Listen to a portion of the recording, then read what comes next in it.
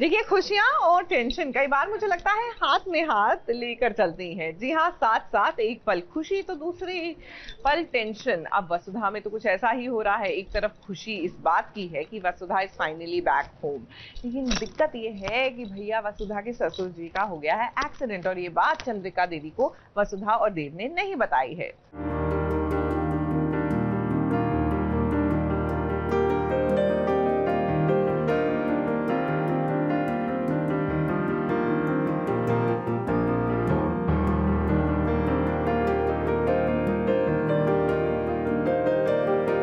घर वापस आइए, आपकी जान को खतरा है।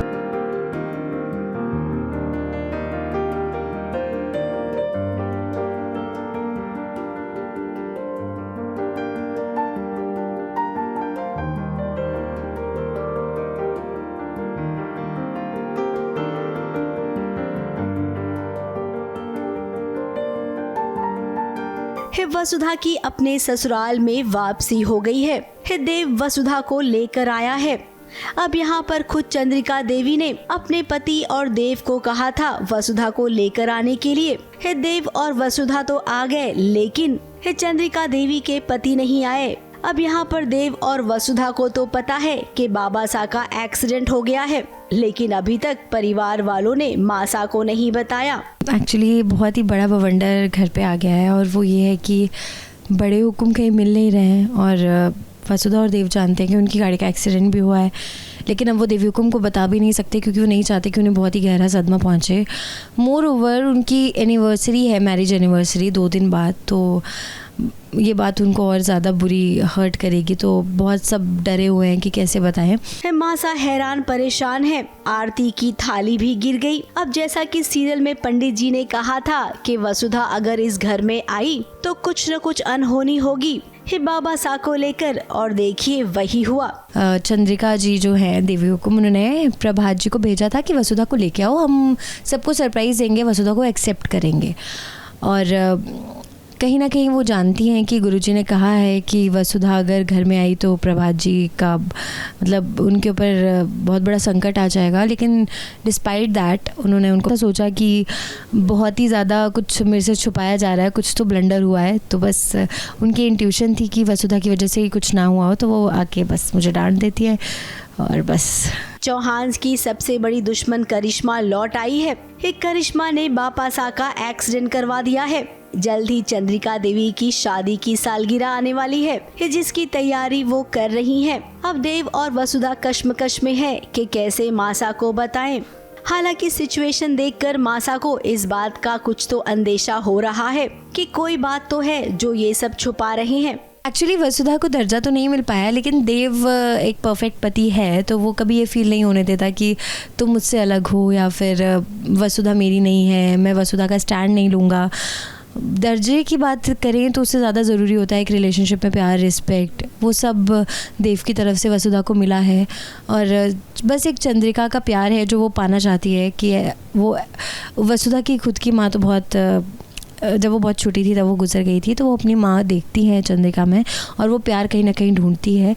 लेकिन हाँ, देव इतना अच्छा और इतना नाइस पार्टनर है कि वसुधा को ये चीज़ कभी भी ओवर पावर नहीं करती कि उसे दर्जा ही चाहिए, उसे पति चाहिए, मतलब पति का प्यार चाहिए, वो सब उसे मिल रहा है, तो she is fine with that. और वो कोशिश कर रही है, वो फोर्सफुली नहीं, वो प्रेशर नहीं क्रिएट कर रही देव पे भी कि मुझे दर्जा चाहिए, वो बहुत ही पोलाइटली इसे हैंडल कर रही है। अब देखिए मामला और आगे बढ़ जाए, चंद्रिका देवी बहुत ज़्यादा नाराज हो जाए, इससे पहले देव और वसुधा आप सबको सच बता देना चाहिए। मुंबई से स्नेहिल यादव के साथ एबीपी न्यूज़ रिपोर्ट।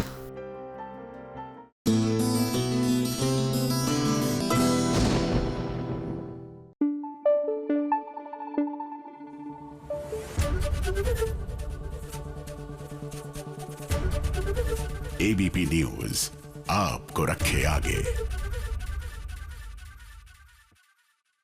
दया, कुछ तो गड़बड़ है। नहीं, हम सीआईडी की बात नहीं करने वाले हैं, लेकिन आई एम श्योर निहारिका को मन अति सुंदर में यही वाली फीलिंग आ रही होगी कि कुछ तो गड़बड़ है। जी हाँ, जब से राध्या नानी बनकर घर लौटी है तो इनके तो एंटीना खड़े हो गए हैं।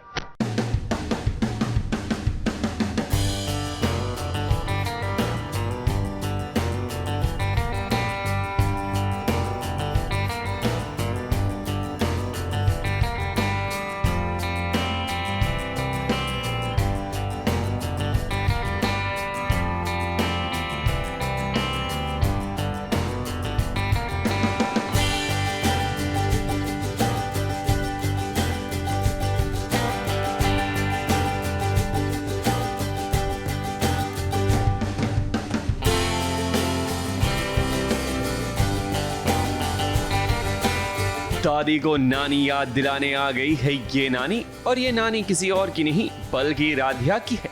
पर गौर से देखो दर्शकों, कहीं आपकी भी नजरें धोखा ना खा जाए, क्योंकि ये नानी कोई और नहीं बल्कि खुद राध्या है, जो दादी और निहारिका को सबक सिखाने आ गई है। दादी अम्मा अब तो सुधर जाओ, क्योंकि ये नानी चोर को पकड़ना जानती है। अब क्या है कि निहारिका और दादी मिलकर ये प्लानिंग कर रहे हैं कि राध्या के ना होने के कारण जल्दी से इसका फायदा उठाना चाहिए और निहारिका को प्रथम से शादी कर लेनी चाहिए। सपने पूरे होते हुए नज़र आ रहे हैं। प्लानिंग मेरी फुल प्रूफ मैंने बनाई थी, बट अब देखते हैं कहीं ना कहीं कुछ ना कुछ हो जाता है निहारिका के साथ अपनी प्लानिंग को लेके। लेकिन अभी तो मैं फुल ऑन मोड में हूँ, फुल ऑन जीत के मोड में हूँ और मूड में भी हूँ। तो हम देखते हैं, है ना। वही खुशी मना ली मैंने। देखा नहीं कि भाई जासूस है घर में, जासूस कोई बचा हुआ है घर में, वो मुझे एहसास ही नहीं है। और फिर मेरी खुशी पे पानी फिर जाता है। प्रथम को कहीं ना कहीं अपने पास मैं कर पाई, बट अटक जाती हूँ और कहीं ना कहीं अपने प्लान में रोक देते हैं। मुझे कौन रोकता है वो तो आप लोग देखेंगे कि कौन मुझे आके रोक लेता है। दादी और निहारिका को क्या लग रहा है कि उनकी चाल इतनी आसानी से कामयाब हो जाएगी? ऐसा नहीं है, क्योंकि इन दोनों पर नानी अपनी नजरें बनाए हुए है। पर राध्या के ना होने से अगर सच में किसी को फर्क पड़ रहा है तो वो प्रथम है। प्रथम अपनी राध्या को बहुत मिस कर रहा है, और ये चीज नानी यानी कि राध्या देख रही है। राध्या प्रथम की इस हालत को नहीं देख पा रही, मगर वो भी मजबूर है, क्योंकि जब तक दादी और निहारिका को बेनकाब नहीं कर देगी तब तक वो ये रिवील नहीं करेगी कि नानी ही राध्या है। राध्या तो जस्ट उनकी अभी जो डेथ दिखाई है फॉर द ऑडियंस की, राधा की डेथ हो गई थी। प्रथम और राध्या की नज़दीकियाँ बढ़ी थी फाइनली, और निहारिका ने इतना बड़ा गेम कर दिया, राध्या को मारने की कोशिश कर ली है। तो राध्या को तो प्रथम पे पूरा भरोसा है कि वो कभी भी रिश्ते का अपमान नहीं करेंगे, बट वो अपनी आंखों से देख पा रही कि प्रथम कितना मिस कर रहा है राध्या को।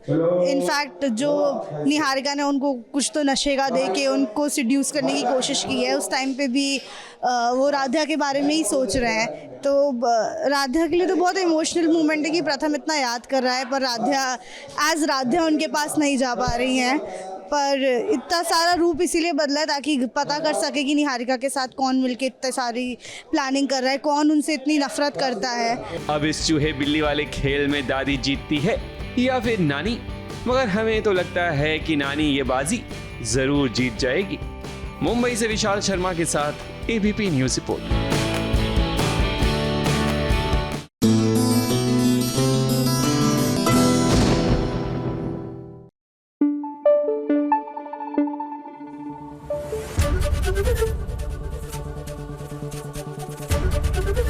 एबीपी न्यूज आपको रखे आगे।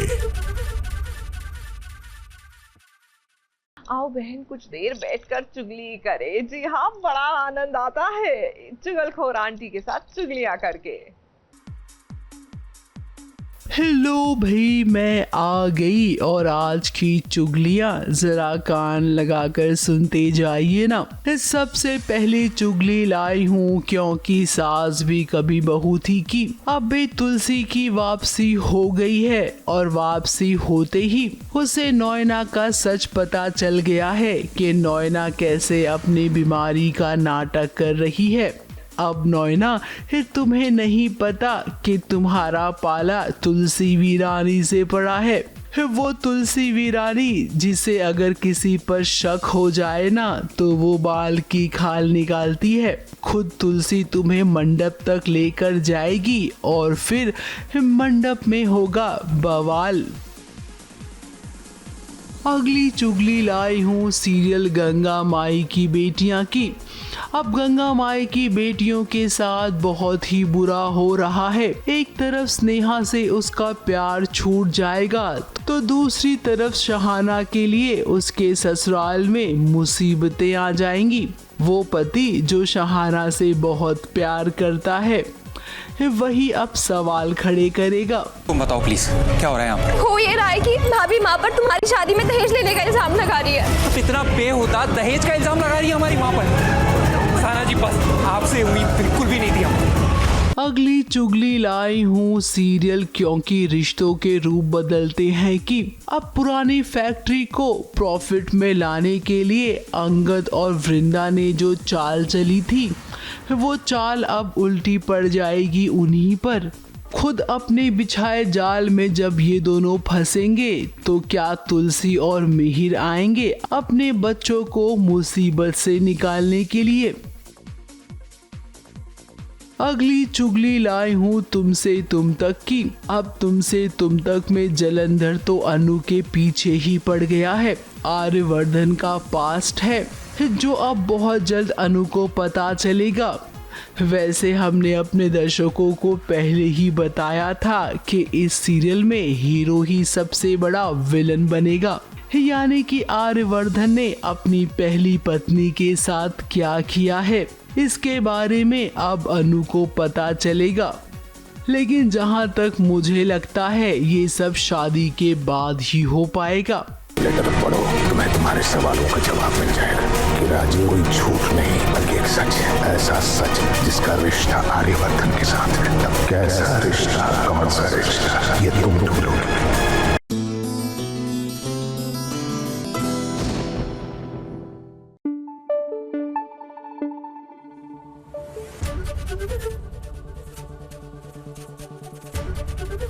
एबीपी न्यूज आपको रखे आगे। उफ, ये तारा की कहानी और तारा में तारा और युवराज की इक्वेशन बहुत ही कॉम्प्लिकेटेड होती जा रही है। दोनों को एक दूसरे से प्यार है बट तारा रियलाइजेस कि इस रिलेशनशिप का कोई फ्यूचर नहीं है। युवराज को इसकी रियलाइजेशन दूर दूर तक नहीं हो रही है। तो विद द रिजल्ट कहानी आगे बढ़ेगी तो कैसे बढ़ेगी?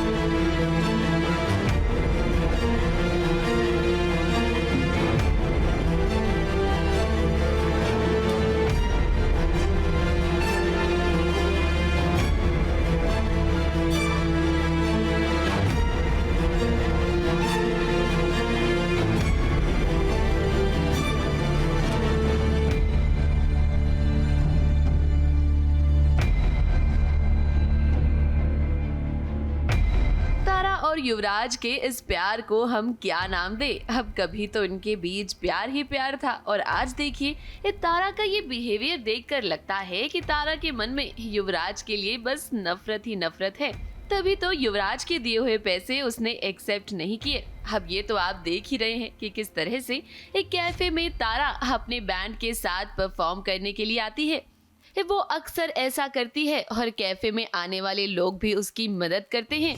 अब युवराज बाबू तो तारा की मदद करने से कभी पीछे हटते नहीं हैं। तो यहाँ भी उन्होंने देखिए नोटों की गड्डी लाकर रख दी। तारा ने जब ये देखा तो उसे तो बहुत गुस्सा आया और देखिए किस तरह से उसने युवराज बाबू को सुना दिया। तारा इस सिंपल से कैफ़े में परफॉर्म कर रही थी तो युवराज यहाँ आ चुके हैं और उन्होंने ऐसे 500 रुपये की गड्डी निकाल के ऐसे दे दिए तो तारा ने उसे सुना दिया। सब ऐसे 100 रुपये दे रहे थे ताकि हमारी बैंड मेंबर ने बताया था कि आप जो हमें सपोर्ट करते हो उससे हम लोगों को होप मिलता है और हम जैसे मैं IAS की पढ़ाई कर रही हूँ तो ऐसे ही फ़ंड करवाती हूँ मैं। पर वो आया और उन्होंने ऐसे टशन में ऐसे 500 रुपये निकाल के रख दिया तो मैंने सुना दिया। सच तो ये है कि तारा चाहती है कि युवराज साइना के साथ अपनी जिंदगी की एक नई शुरुआत करे, क्योंकि उसे अच्छे से पता है कि युवराज और उसका कोई फ्यूचर नहीं है। ऐसे में जब जब युवराज तारा के पीछे आता है तब वो अपने परिवार और साइना से दूर हो जाता है। यानी कि तारा के इस प्यार को हम कुर्बानी का नाम दे सकते हैं। बहुत इंसल्ट तो उनकी हो चुकी है, उनको समझ में आ गया है, वो बहुत ही इंसल्टेड फील करके यहाँ से निकले हैं और तारा को भी बहुत बुरा लग रहा है कि उन्होंने ऐसे युवराज की इंसल्ट कर दी है। पर तारा चाहती है कि अब वो साइना मैडम के पास जाएं और बार बार कंफ्यूज होकर अपनी लाइफ में एक ही जगह पर ना अटके रहें। अब देखिए, हीरो और हीरोइन के बीच प्रॉब्लम्स कितनी भी हो, दूरियां कितनी हो, लेकिन आखिर में इनका एक होना तो तय होता है। मगर युवराज और तारा का जो रिश्ता है ना कहीं उसमें अब दरार आ रही है। युवराज तारा से प्यार तो बहुत करता है, लेकिन जिस तरह से अब तारा ने उसकी बेइज्जती कर दी है, तो क्या वो भी तारा से दूर हो जाएगा, या फिर इसी तरह हमेशा तारा के आसपास ही वो मंडराता रहेगा। मुंबई से शिवानी सिंह के साथ एबीपी न्यूज रिपोर्ट।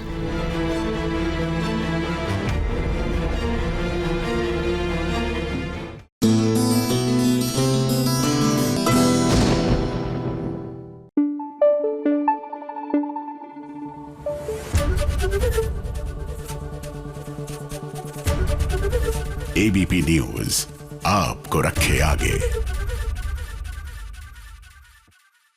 सीरियल उड़ने की आशा। अब यहाँ पर हमने सचिन साइली का बॉन्ड तो आपको कई बार दिखाया है, लेकिन अब सीरियल में देखने को मिलेगा माँ बेटे का बॉन्ड। देखिए ना, मंदिर पहुंचे हैं सचिन और रेणुका, और किस तरह गोद में उठाकर सीधा मंदिर के द्वार तक पहुंचा देगा एक बेटा अपनी माँ को।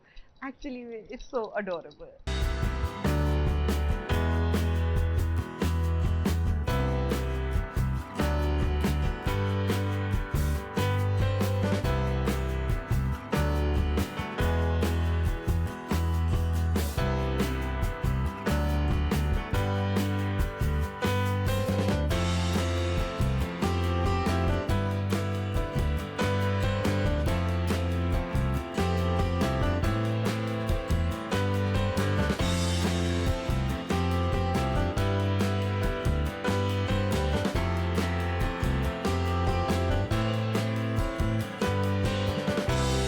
माँ बेटे के बीच प्यार तो है, दुनिया चाहे कुछ भी कहे, सचिन मानने से इनकार करे। रेणुका सचिन को देखकर भले ही नजरें घुमा लेती हो, लेकिन उसे एहसास तो था कि जब भी जरूरत पड़ेगी सचिन पीछे नहीं हटेगा।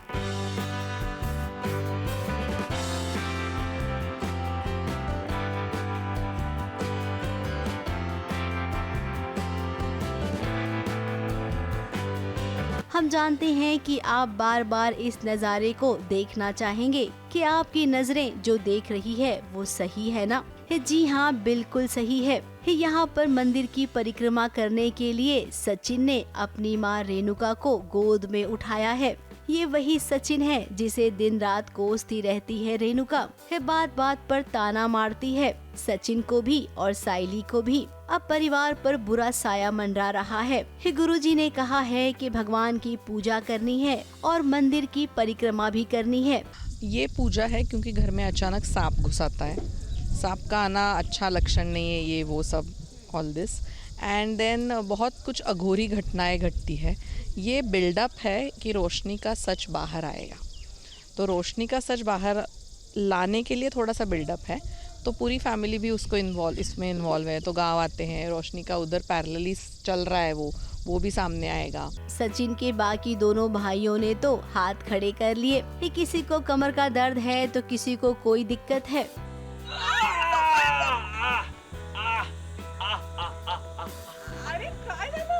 कोई बात नहीं पंडित जी, अब मेरा वो बेटा मुझे उठाएगा जो मुझे कभी नहीं गिरा। चला कर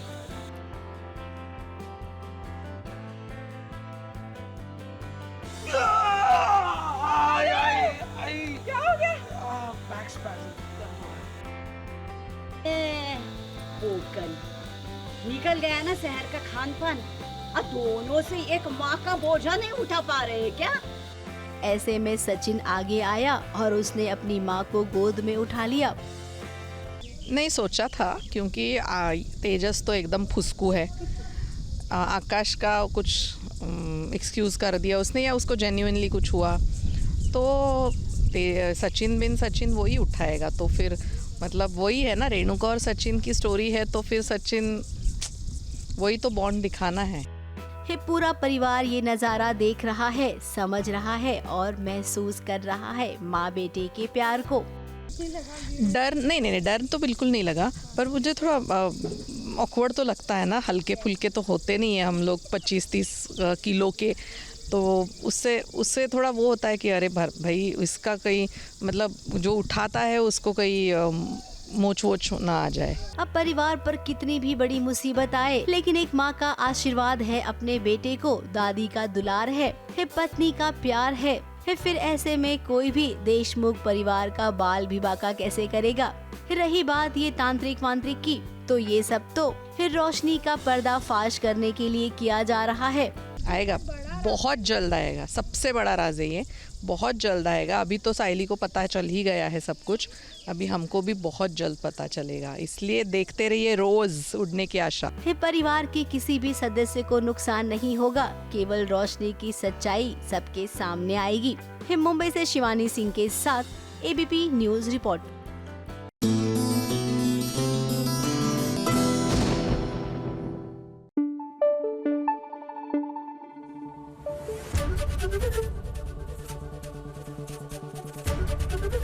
एबीपी न्यूज आपको रखे आगे। सीरियल मनसुंदर में रूही और नाहर की लाइफ में अब सबसे बड़ा चैलेंज ये है कि रूहान को यानी अपने बेटे को वो घर कैसे लाए। क्या है ना कि आप अग्नि से तो डील कर सकते हैं, लेकिन एट द सेम टाइम आपको उस छोटे बच्चे को कन्विंस करना है कि उसकी घर वापसी हो रही है उसके माता पिता के पास, यानी कि बच्चे को लगना चाहिए कि वो अपने एनवायरनमेंट में आ रहा है।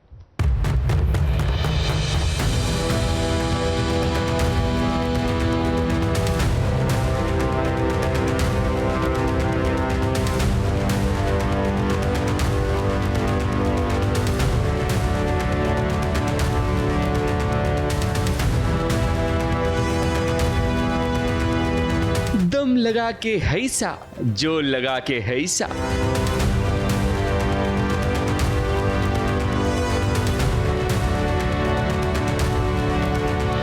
एक अनार दो बीमार वाली कहानी हो गई है सीरियल मनसुंदर में, जहां रूही और धारामा एक बच्चे को लेकर झगड़ रहे हैं। इनकी खींचातानी में कहीं रूहान को चोट न लग जाए उसकी नहीं पड़ी, मगर यहाँ दोनों बस लड़ रहे हैं।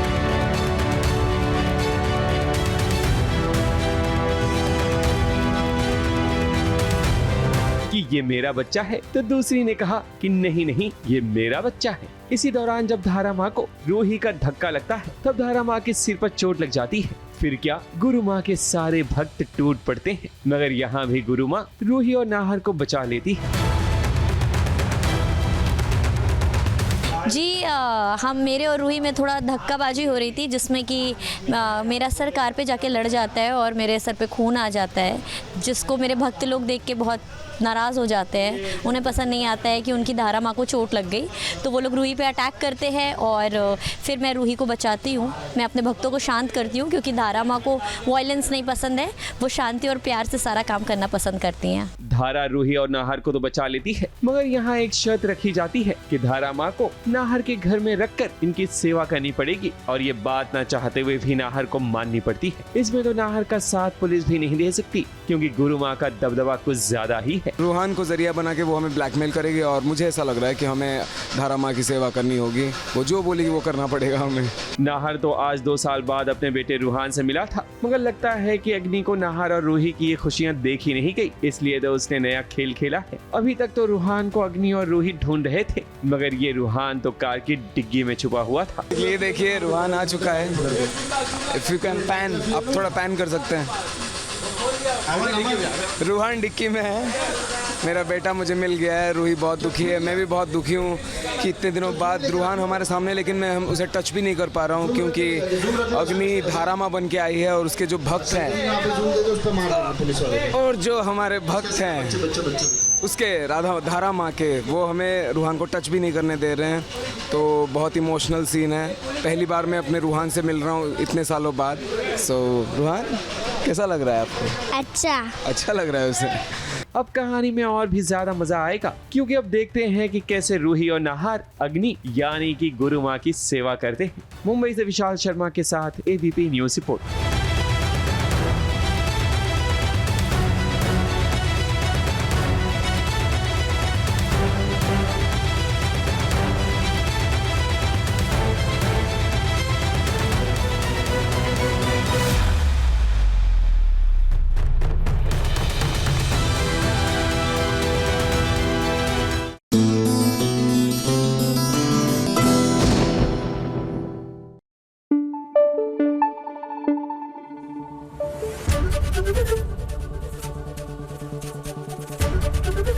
एबीपी न्यूज आपको रखे आगे।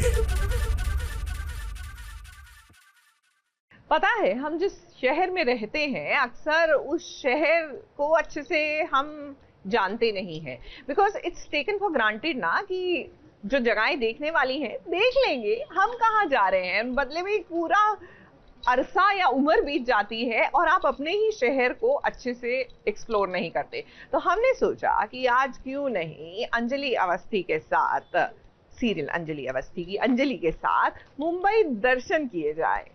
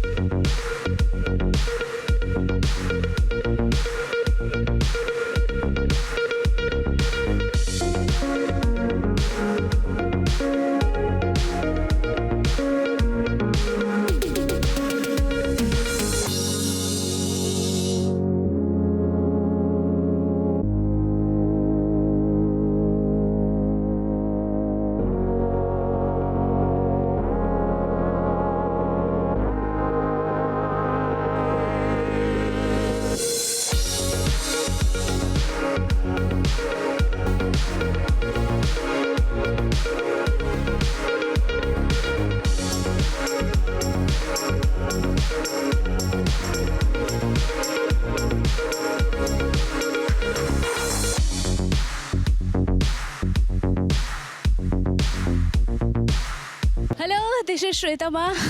मैं आ गई हूँ मुंबई, यहाँ पे घूम रही हूँ मैं। तो अभी हम हैं गेटवे ऑफ इंडिया में, तो बहुत अच्छा लग रहा है यहाँ पे। एकदम क्लियर स्काई है, धूप थोड़ा ज़्यादा है पर फिर भी I am enjoying a lot.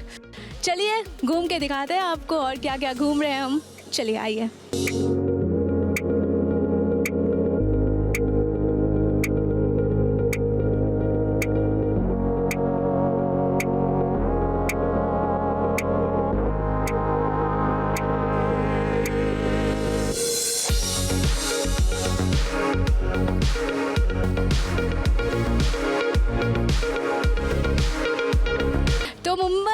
मुझे अच्छा लगता है यहाँ का फेमस बड़ा पाव, बहुत अच्छा लगता है। मतलब मैं मुंबई आती हूँ तो बड़ा पाव मुझे खाना ही खाना है। और आज हम थोड़ा स्ट्रीट शॉपिंग भी एक्सप्लोर करेंगे, तो आज I am very happy. Thank you ABP news मुझे ऐसे मुंबई घुमाने के लिए। क्योंकि अकेले एक्चुअली क्या होता है ना कि हम जब बाहर से आते हैं तो समझ नहीं पाते कि कहाँ जाने का है, कहाँ क्या करने का है। तो आप हमें हेल्प कर रहे हैं, थैंक यू सो मच। चलिए तो फिर घूमते हैं हम। चलिए आइए।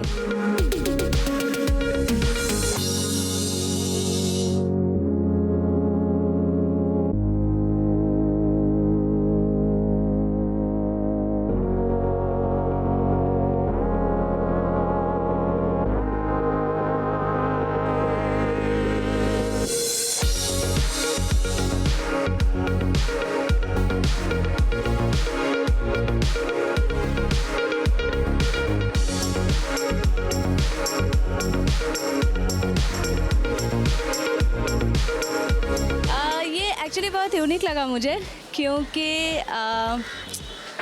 इसमें मेटेलिक चीज़ें मुझे बहुत अच्छी लगती है, अट्रैक्ट करते हैं। और ये बहुत मतलब क्यूट सा भी है और यूनिक भी है। आप लोग बताओ कौन सा पसंद है आप लोगों को?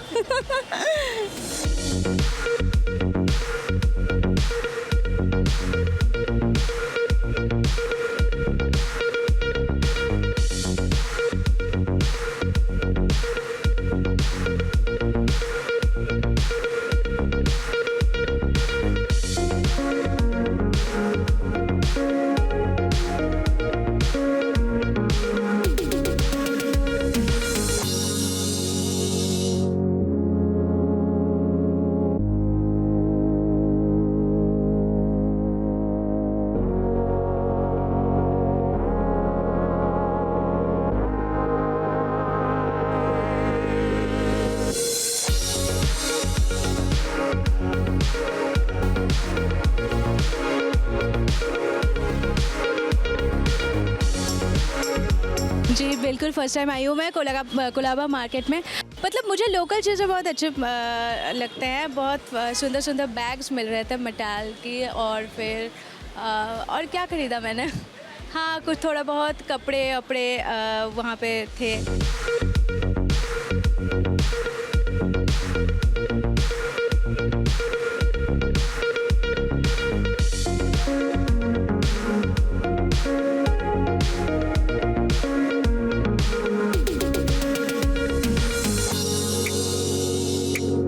बार्गेनिंग करने की कोशिश की, always I try my level best. तो यहाँ पे देखा मैंने छोटी मोटी चीज़ें हैं, झुमकास बहुत सुंदर सुंदर प्रिटी है। मैं एक्चुअली सुबह आई और शूट पे मैं सेट पे पूछ रही थी कि मुझे पहले बताओ कि शॉप का नाम बताओ, यहाँ पे लोकल मार्केट्स कहाँ हैं, कहाँ जा सकते हैं हम। तो उन्होंने मुझे कुलाबा का नाम बताया। तो चलिए, आप तो मार्केटिंग हो गई हमारी, ये देखिए शॉपिंग हो गई है, अब कुछ और करते हैं, थोड़ा खाने पीने को चलते हैं, चलिए।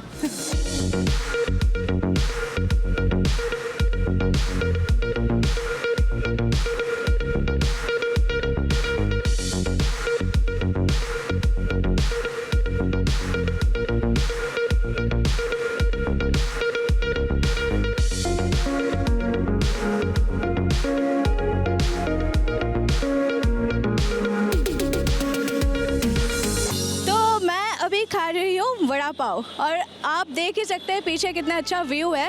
वीटी स्टेशन के पास है हम लोग, और मतलब ऐसे व्यू में आके वड़ा पाव खाने का मज़ा ही अलग है मुंबई में।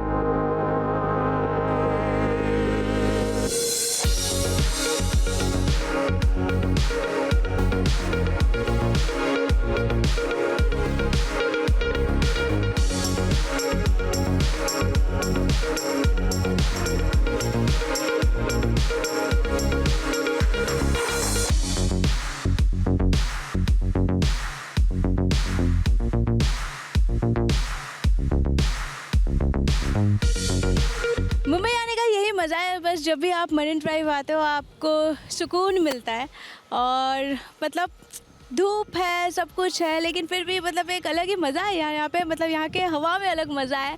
तो अंजलि को जैसे आपने पसंद किया है वैसे ही पसंद करते रहे, देखते रहे। अंजलि अवस्थी।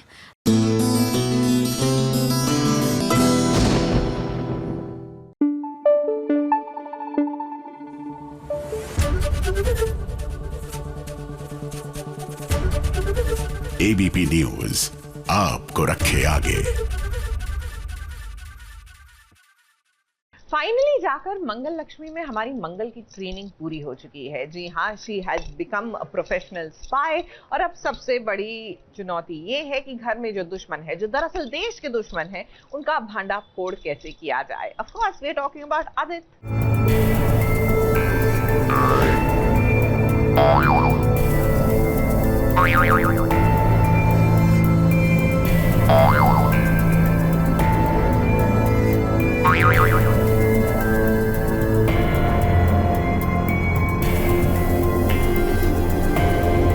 मंगल के सामने हर दिन एक नई चुनौती आती ही रहती है। अब मंगल के मेकर्स भी जानते हैं कि जब तक मंगल को दंगल में ना उतारा जाए ना, तब तक कहानी में वो वाला मजा नहीं आता है। इसीलिए तो अब वो देश की बेटी बन गई है। जयराज ने उसे सारी ट्रेनिंग दे दी है, और अब घर में ही जब दुश्मन घुसा हुआ है तो दुश्मन को रंगे हाथ पकड़ना कितना मुश्किल होगा, ये बात तो हम सब जानते हैं। इसीलिए जयराज और मंगल ने मिलकर एक नया मिशन कायम किया है। इनको कोई शक नहीं हो सकता। आप लोगों को भी नहीं होगा, इतनी बड़ी नौटंकी है ना। देख रही है, खाली मंगल बनकर ये सिंपैथी ले रही है, वरना शक किसी को नहीं होगा। किसी को नहीं होगा। जो एक्चुअली आजकल ऐसा हाल है कि जो कैमरे के पीछे है ना, वो वाले रिएक्शंस भी यूज़ हो जाते हैं। तो बड़ा ही मज़ा आ रहा है इस वाले ट्रैक में, एंड आई एम श्योर आप सबको बहुत मज़ा आ रहा होगा, क्योंकि इसमें हम दोनों के कैरेक्टर्स में इतना ज़्यादा खेलने को, जयराज जी तो अभी आए हैं, पर हम दोनों के कैरेक्टर में इतना कुछ खेलने को आया है ना कि बहुत ही मज़ा आ रहा है। मतलब हम सोच रहे थे अरे ये हमने एक्सप्लोर क्यों नहीं किया, मतलब।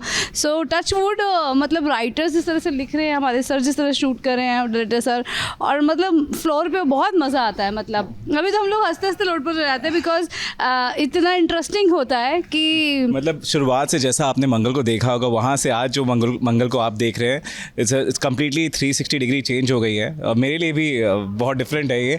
तो हम लोग बहुत एक नई नई चीज़ें एक्सप्लोर कर रहे हैं एक दूसरे के बारे में, आदित्य और मंगल। तो इट्स फन यार, बहुत मज़ा आता है। बहुत ट्रेनिंग ली है इन्होंने जयराज से।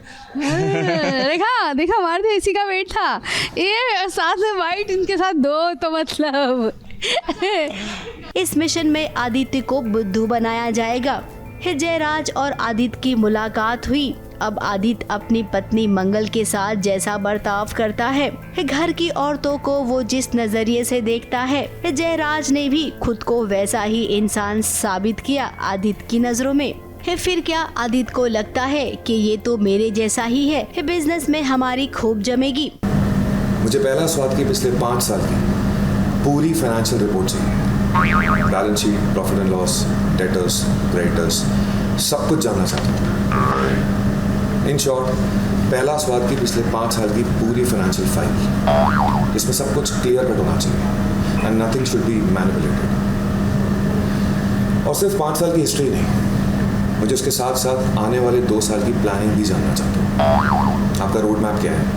आप आने वाले 2 साल में पहला स्वाद को कहाँ देखते हैं? अब आदित्य को क्या पता कि जयराज और मंगल मिले हुए हैं। अब कोई बात नहीं बेटा, अगर आप खुद को बहुत शाणे समझते हो ना, तो आप उसी में खुश रहिए। मंगल ही आपके होश को ठिकाने लगाएगी। तक इन्होंने मुझे बहुत बेवकूफ़ बनाया, सौम्या के साथ रहे हैं, बहुत बेवकूफ़। इनसे मैं ट्रेन हो चुकी हूँ ऑलरेडी। इन्होंने जो मेरे साथ किया, अब मैं देश के लिए कर रही हूँ, मतलब क्योंकि ये तो देशद्रोही है।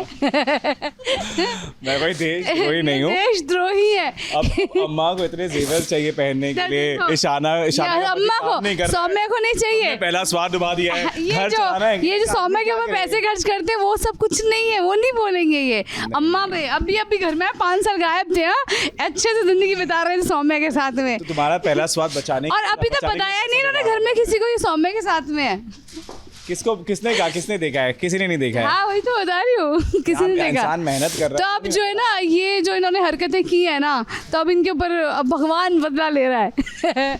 अब सारे भांडे फूटेंगे इनके धीरे धीरे। तब तक के लिए जयराज के सामने आपको अपनी जितनी पोल पट्टी खोलनी है खोल लीजिए। यही तो करने आया है जयराज आपकी जिंदगी में। मुंबई से स्नेहिल यादव के साथ ABP न्यूज रिपोर्ट।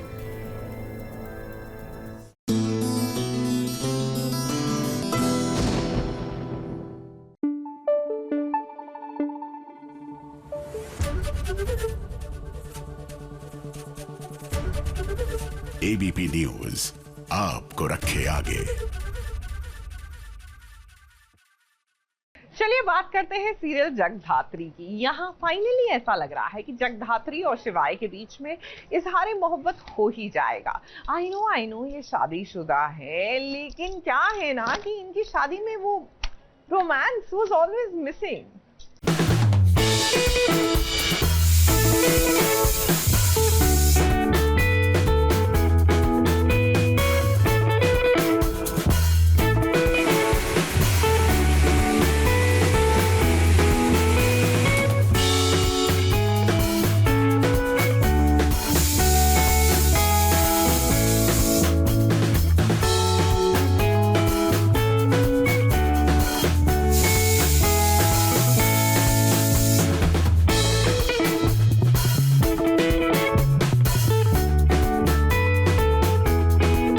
जिसने रानी बनने के सपने देखे थे, वो नौकरानी बन गई है।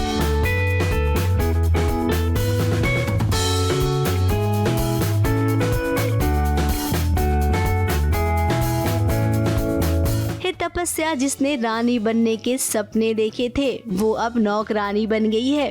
बट इस बार मुझे एक अचानक से रैंडमली ड्रीम आता है कि मैं खाना बना रही हूँ और सब मुझे बोल रहे हैं कि मुझे ये खाना है, वो खाना है, चाय पीनी है, नाश्ता करना है, सब्जी काटो, तुम ये करो, वो करो। तो इतनी सारी चीज़ सुन के मतलब मुझे तो खाना बनाना आता ही नहीं है, कटहल नहीं काट पाती हूँ। तो ये पूरा भी खाना बनाने का टास्क आता है एंड बना नहीं पाती हूँ। फिर अचानक से ड्रीम से उठती हूँ और I am like thank God ये सिर्फ एक ड्रीम था। और तो और तपस्या तपस्या ने ये भी सपना देखा था कि जगदात्री इस घर की नौकरानी बनेगी, लेकिन आज तो वो रानी बन गई है। देखिए शिवाय के साथ कैसे रानी बनकर अपनी जिंदगी गुजार रही है।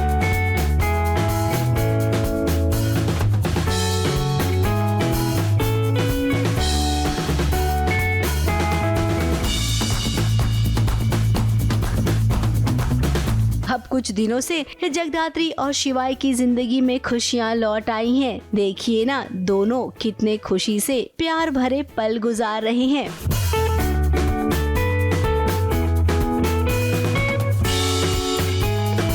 तो वही तपस्या का हाल बेहाल हो गया है। किचन से उसकी जिंदगी शुरू होती है और किचन में ही खत्म हो जाती है।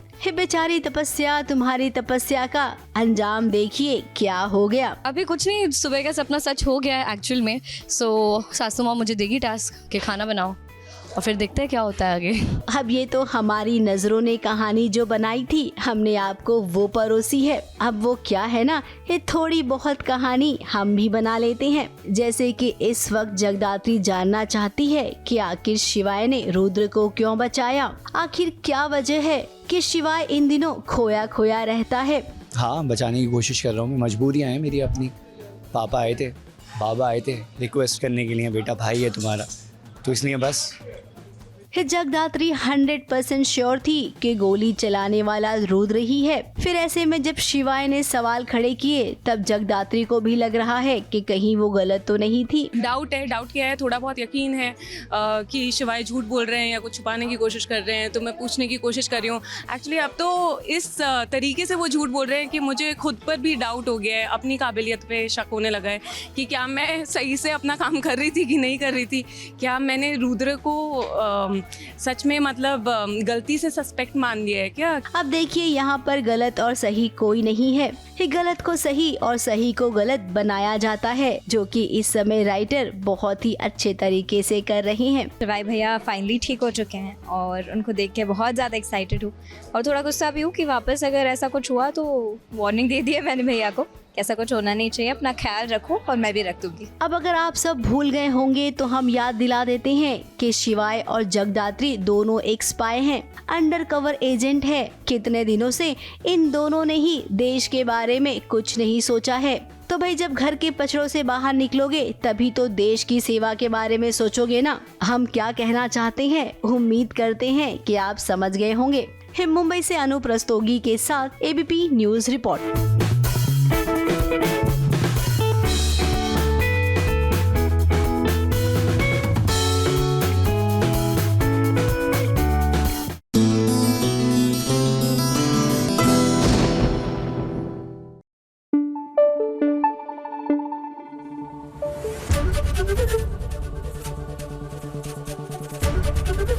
एबीपी न्यूज आपको रखे आगे। सीरियल जाने अनजाने में अब जो कहानी है वो जेल से निकलकर कोर्ट तक पहुंच गई है और यहाँ पर फुल ऑन कोर्ट ड्रामा हो रहा है। जी हाँ, अब कीर्ति जिंदा है इसलिए राघव को टेक्निकली जेल में नहीं डाला जा सकता, लेकिन इस सब में सबसे ज्यादा टेंशन में घूम रही हैं बुआ जी, कहीं उनका भांडा ना फूट जाए।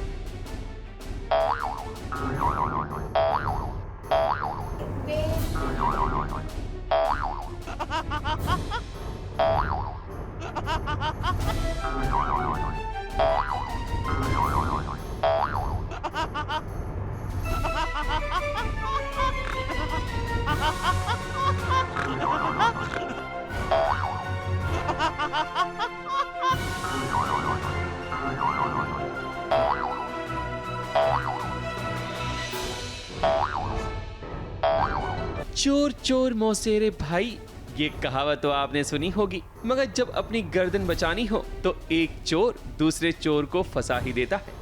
आज की इस अदालत में ऐसा ही नजारा नजर आया जब कीर्ति ने सबके सामने बुआ जी की ओर इशारा करके बता दिया कि जो भी कांड हुआ था उसमें किसी और का नहीं बल्कि बुआ जी का हाथ था। चोर की दाढ़ी में तिनका तो होता ही है। जैसे ही कीर्ति ने बुआ जी की तरफ इशारा किया, बुआ जी तो हड़बड़ा गई। रीत और राघव को आज इंसाफ मिल गया है। शायद आप सभी ऐसा सोच रहे होंगे, मगर नहीं भाई, यहाँ भी ट्विस्ट आ गया, क्योंकि कीर्ति ने सिर्फ बुआ जी की ओर नहीं बल्कि कई लोगों की तरफ इशारा किया ताकि जज साहब के सामने खुद को पागल घोषित कर सके। आप मर गए थे पर आप वहीं हैं। आप योर ऑनर, आप मर गए थे, आप यहीं हैं। आप सब यहीं हैं, सब मर गए थे, सब जिंदा है। और होता भी यही है कि जज साहब ये फैसला सुनाते हैं कि कीर्ति को पागल खाने भेज दिया जाए। ऐसा लगता है कि आरोपी अपना मानसिक संतुलन खो चुका है, इसलिए उसे साइकोलॉजिकल इवैल्यूएशन के लिए भेजा जाएगा। ऐसा अपनापन और वो देखते तो थोड़ा इमोशनल भी हो गया था। अभी घर वालों को बोल रहा था कि मैंने आप लोगों को बहुत मिस किया, मैंने घर को बहुत मिस किया, और इतने मुझे उम्मीद ही नहीं थी कि पता नहीं मैं निकल पाऊँगा, बाहर नहीं निकल पाऊँगा। उसके बाद मैं यहाँ आया हूँ तो बहुत हार्ट हैवी हो गया था मेरा।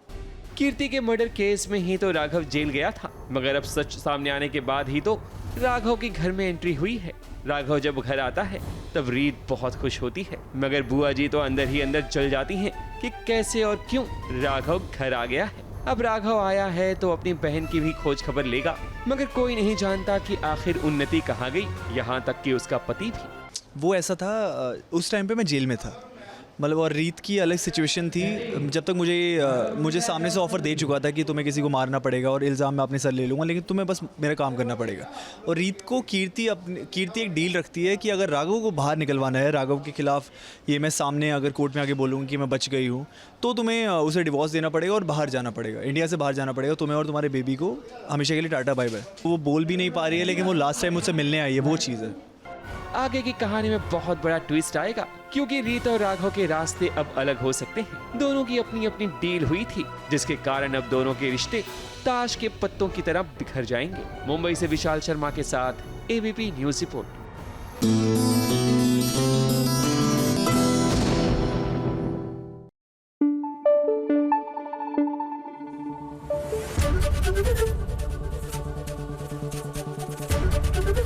एबीपी न्यूज आपको रखे आगे।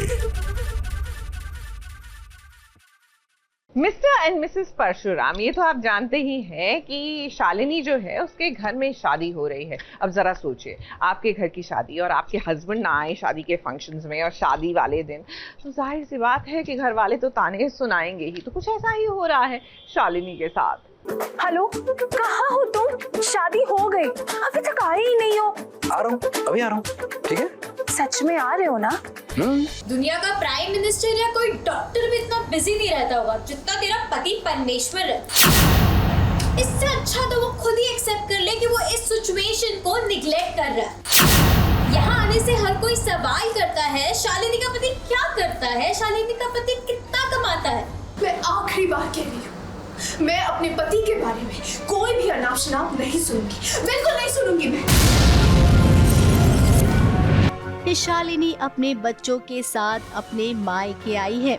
अब उसकी कजिन सिस्टर की शादी है, तो ऐसे में न्योता मिला शिव प्रसाद के साथ आने का शादी में। अब शालिनी तो जानती है कि शिव प्रसाद नहीं आएगा इस शादी में, इसीलिए उसने अपने घर वालों का दिल रखने के लिए ये सोचा कि चलो मैं ही चली जाती हूँ बच्चों के साथ। अब शादी में वो आ तो गई, धीरे धीरे उसने सारे फंक्शन भी अटेंड किए, लेकिन अब मेन शादी वाले दिन शिव प्रसाद ने कहा वो नहीं आएगा। वो तो अपने इंश्योरेंस एजेंट है, बीमा एक कमीशन एजेंट है, तो अपनी जॉब में बिज़ी है। तो मुझे यही बोलते हैं कि मैं एक मीटिंग में बिज़ी हूँ, मैं ये हूँ, और पैसे ज़रूरी हैं क्योंकि हमारे बच्चों का फ्यूचर है, स्कूल है उनका, उनके लिए आगे पैसे जोड़ने हैं। तो इसी वजह से वो मुझे ऐसा बोलते हैं और वो नहीं आते हैं। वो आगे बाहर क्या कर रहे हैं ये तो मुझे भी नहीं पता, but I am also irritated somewhere कि मैंने आपसे इतनी रिक्वेस्ट की थी कि आप शादी में आइए। तो मैं खुश तो नहीं हूँ, बट वो कहते हैं ना, एक डोर होती है मायके से बंधी होती है। तो अपनी बहन की खुशी की खातिर सबने रिक्वेस्ट किया। मेरे डैडी खुद घर पे आके उन्होंने कार्ड दिया मेरे हस्बैंड को, तो उसका मान रखते हुए मैं आ गई। शालिनी बार बार फोन कर रही है और इसी के साथ उसकी चचेरी बहन आरुषि उसे ताना भी मार रही है। दुनिया का प्राइम मिनिस्टर या कोई डॉक्टर भी इतना बिजी नहीं रहता होगा जितना तेरा पति परमेश्वर रहता है। इससे अच्छा तो वो खुद ही एक्सेप्ट कर ले कि वो इस सिचुएशन को निग्लेक्ट कर रहा है। यहाँ आने से हर कोई सवाल करता है, शालिनी का पति क्या करता है, शालिनी का पति कितना कमाता है। अब मायके में अगर पत्नी के साथ उसका पति ना जाए तो सच में लोग बातें तो करते ही हैं। फिर पति के साथ मायके जाना सम्मान से कम थोड़ी ही होता है। अब शालिनी को बुरा तो लग रहा है, क्योंकि मेरे पति के बारे में कोई कुछ भी अनाप शनाप बकता है, चाहे वो मेरे मायके वाले ही क्यों ना हो, मैं वो ले नहीं पाती हूँ। I am not able to stand that. So वही बस मेरी एक बहन है आयुषी, वो गॉड, वो कहते हैं ना जो टैंड्रम वाले बच्चे होते हैं जिनको ऐसे देखते हैं अरे तुम लोग हमारे क्लास के लोग नहीं हो, तो उसको ये मौका बार बार मिल जाता है मुझे नीचा दिखाने का, मेरे पति को नीचा दिखाने का। सो उसी बात को लेके तू मैं होती रहती हूँ। यहाँ पर ताने देने वालों की भी कमी नहीं है। वो तो भला हो कि काकू और शालिनी की माँ ने उसकी साइड ली, वरना आज तो शालिनी रो ही पड़ती। अब घर के अंदर इतना बड़ा हंगामा हो रहा है औरतों के बीच। शालिनी को नहीं पता कि बाहर उसका पति शिव प्रसाद, जो परशुराम भी है, वो नहीं छोड़ेगा उन लोगों को जिसने उसकी पत्नी पर हाथ डालने की कोशिश की है। तो शालिनी, आपको ना उदास होने की कोई जरूरत नहीं है। घर से बाहर तो निकलिए, आपको बहुत बड़ा सरप्राइज मिलेगा। मुंबई से शिवानी सिंह के साथ एबीपी न्यूज रिपोर्ट।